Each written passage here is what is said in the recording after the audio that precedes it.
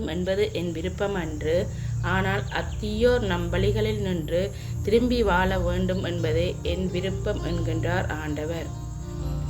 யோவான் எழுதிய நற்செய்தி 8ஆம் அதிகாரம் 1-11 வரை. அக்காலத்தில் இயேசு ஒலிவமலைக்கு சென்றார். பொழுது விடிந்ததும் அவர் மீண்டும் கோவிலுக்கு வந்தார். அப்பொழுது மக்கள் அனைவரும் அவரிடம் வந்தனர். அவரும் அங்கு அமர்ந்து அவர்களுக்கு கற்பித்தார். மறைநூல் அறிஞரும் பரிசேயரும் விபச்சாரத்தில் பிடிபட்ட ஒரு பெண்ணை கூட்டிக் கொண்டு வந்து நடுவில் நிறுத்தி, போதகரே, இப்பெண் விபச்சாரத்தில் கையும் மெய்யுமாக பிடிப்பட்டவள்.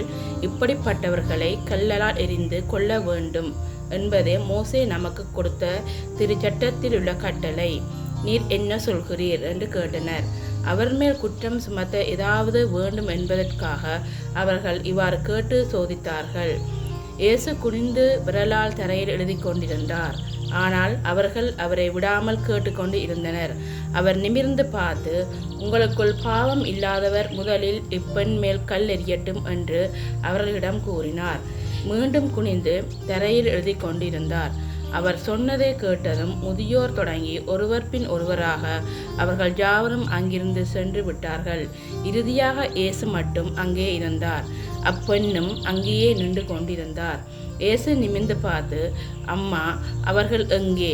நீர் குற்றவாளி என்று எவரும் தீர்ப்பிடவில்லையா என்று கேட்டார். அவர், இல்லை ஐயா என்றார். இயேசு அவரிடம், நானும் தீர்ப்பு அளிக்கவில்லை, நீர் போகலாம், இனி பாவம் செய்யாதீர் என்றார்.